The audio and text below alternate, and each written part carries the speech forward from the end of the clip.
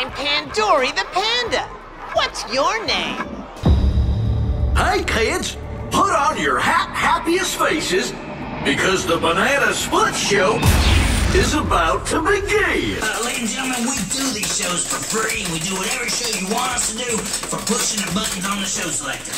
Earl, I'm sure they'd be happy to tip us. Rolf, come on. When you go back through your childhood, sometimes you find some stuff that was supposed to be cute, but it was actually horrifying, like clowns. Who ever thought a clown was cute and should be shared with the public? And an animatronic is basically the 80s version of a clown. People were like, you know what would be cute? If we took the Terminator and covered him in fur and then got him to dance around in such a way that looks like he's in constant pain. Hello again, Most Amazing Top 10 family. I'm your host, Chaydarena, and welcome back to Most Amazing Top 10. Today we're going to be venturing into the world of robotic horror shows with our list of top 10 scary abandoned animatronics. As always, I would love it if you could like, comment, subscribe, and hit the little notification bell. And stick around until the end of this list because I'm going to be answering some questions from my Instagram inbox. If you want me to answer your question, you can hit me up through the gram. Without taking any longer, let's get into this list. Coming in at number 10, we have They're in the House. Yeah, I don't know if there's anything that would have me running out of someone's house faster than seeing that they have a bunch of animatronics tucked away in their home. Like, do you want to come over and play 2K and watch some new episodes of Love Island? Well, are those creepy robots gonna be staring at me like they're gonna harvest my soul, or did you get rid of them like a normal person? The YouTuber Connor Leszewski has a collection of these bad boys just laying around his place, and he gives the viewers a full tour of them in his place while the lights are off for an added creepy feel.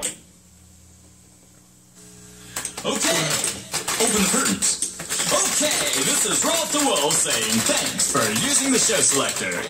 Oh great, they work too. You know you would be getting a good night's sleep when one of those things starts screaming at you in the middle of the night. If you have a house that looks like this, don't at me. Delete my number. Unfriend me. Because we're never hanging out because we have nothing in common. Coming in at number 9, we have sea monsters. Here's the thing about Disney rides. Not all of them are going to last forever. In fact, most of them will get shut down and then flipped into something else. Especially as Disney continues to buy up every IP in the world. Out with the old, in with the Star Wars. Can we take a breather for a moment and realize how crazy it is that Disney owns Marvel and Star Wars? Darth Vader can fight Iron Man on the big screen and it's completely legal. Well, one of the big Disney movies was 20,000 Leagues Under the Sea. The ride for this movie kicked off back in the 1970s and people loved it. It would take you underwater and show you a bunch of cool robotic sea monsters and squid attacks pulled right out of the movie. Well, it turns out taking care of a ride that's underwater costs a lot of money and the whole thing was eventually shut down. This led to all the pieces of the ride being removed and now giant sea monster animatronics are just sitting somewhere wasting away covered in water damage. Coming in at number 8, we have Western Village Cowboys. Western Village was Japan's attempt at capturing the fun of American cowboy life in a theme park that was based on the rootin' tootin' lifestyle. I think they left out all the parts where people were killed and everyone was racist. I don't know if those things really sell tickets. Well, the dusty revolvers of the park actually brought in a ton of people until they didn't. Just like most theme parks, eventually it saw its last days. And the thing about theme parks is they are very expensive to clear out, so now just a ton of the junk that was used to make this place presentable is just sitting there like old garbage. One of the creepiest aspects of this park are the animatronic cowboys who have much of their clothes removed so you can see their dirty robot parts. Some of them have their rubber faces ripped off, which give them a great Terminator vibe. Coming in at number 7, we have Hot Mess. You can tell that our next animatronic has seen better days. It looks like how I feel after a night out when you get home and the sun's already coming up. You walk in the door and you sit on the couch rethinking your whole life because it feels like a dump truck was just ran through your soul. I don't have a backstory on this bad boy, so I'm just gonna make one up. This animatronic has some pom-poms and the worst pigtails I've ever seen before, so I'm assuming that this animatronic was some sort of cheerleader in its previous life. Then it looks like it was thrown into a landfill where everything that wasn't made of metal rotted away, except for the face for some strange reason. Now it stands in someone's garage for a reason I don't understand. I can only assume that someone was digging around the dump for something to cheer them up. Then they found this cheerleader animatronic that's probably activated every time they walk through the door. They come in and it's like, hey, I hope you had a good day. Coming in at number 6, we have Abraham Lincoln. We all know the famous statue of Abraham Lincoln which sits at the Washington Monument. It represents a moment in American history that should never be forgotten. Well, did you also also know that there was an animatronic made for him and it will make a chill run up your spine because of what's left of it. Look at this thing. It doesn't bring any happy thoughts to your mind, that's for sure. All I can think about is destruction and mayhem. Although I would like to see this thing come to life because for some reason I think it would be funny watching Abe Lincoln beat the hell out of people. Coming in at number 5 we have The Inevitable Future. This one is probably the most famous picture of an abandoned animatronic I have ever seen because it got memed super hard. One of the best was Charles Entertainment Cheese has hit rock bottom. I'm sure you can understand why people meme this picture, it's absolutely perfect. But this picture was taken in some desert somewhere and this for sure is the inevitable future for every Chuck E. Cheese on the planet. I'm pretty sure their financials weren't doing very well before the coronavirus kicked off, but now that everything is in full swing with a worldwide pandemic, the last place you're gonna catch people is at a rat arcade where the air is 50% child coughs and every inch of the place is covered in something sticky. That should be one of the games at Chuck E. Cheese. You should be able to walk around the place and touch random sticky spots, and if you can guess what it is, you get 20 tickets. Like, is it soda? Is it boogers? Is it dried vomit?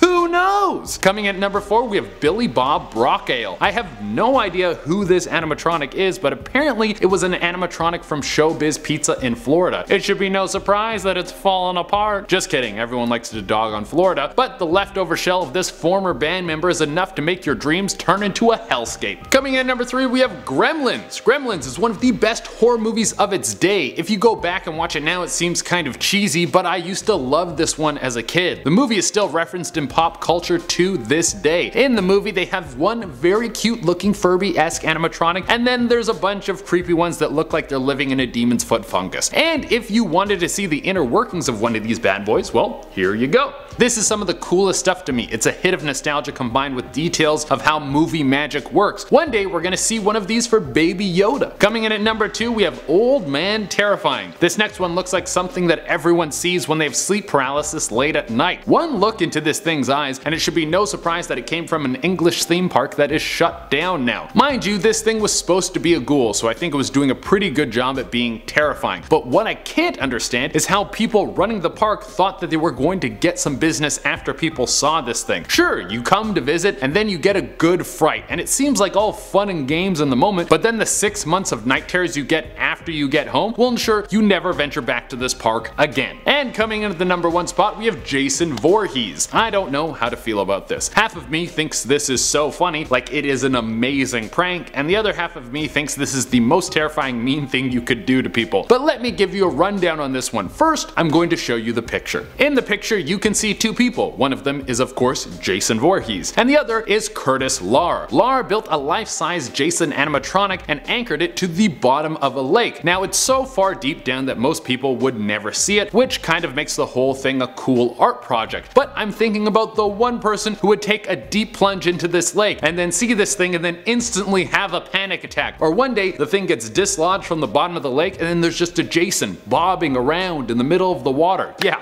No, thank you. Alright everyone, that has been our list, and as promised, I'm gonna read out some questions from my Instagram inbox. Mobius Miracle wrote in and asked, why do you like comedy? Honestly, I love stand-up comedy because of the crafting process. When you come up with a new joke and then you try it on stage and then maybe it works or maybe it doesn't, then you have to go back to the drawing board and keep working and retooling it, and then you listen back to old recordings and you get to see what was good. Then you try the joke again and you see how the changes affected the joke. Really, that process of fine-tuning material is my favorite part of comedy. Also, when you have a really good set, it's the best high that you will ever experience in your life. Willie Pantoja wrote in and asked, red or blue? Oof, that's a tough one. I feel like I own more blue things. Like I have a few blue shirts and I love blue jeans. I pretty much only wear blue jeans, but people have said that I look really good in red, and I've been thinking that there should be more red in my wardrobe. But also, Sony's color is blue, and I'm for sure a PlayStation guy just because I've owned more of those consoles. But red is Nintendo, and they gave me some of the best games of my childhood and continue to crank out some of the best games of each generation. With all that said, I think I'm gonna have to go with blue. And finally, Texas woman wrote in and asked, why did you shave? Now, a lot of people have been asking me this question, and actually I had to shave for a commercial that I booked, so it's a pretty good reason. I can't say what it was, but you guys might see me on TV for 10 to 15 seconds in the near future. But honestly, I kinda like it and miss my clean shaven face, so there might be more appearances of this in the future. Alright everyone, that has been our list. Thank you very much for tuning in. As always, I'd love it if you could like, comment, subscribe, and hit the little notification bell. Until next time, I have been your host, Jay Dorena, and don't come around me with any creepy animatronics. Bye.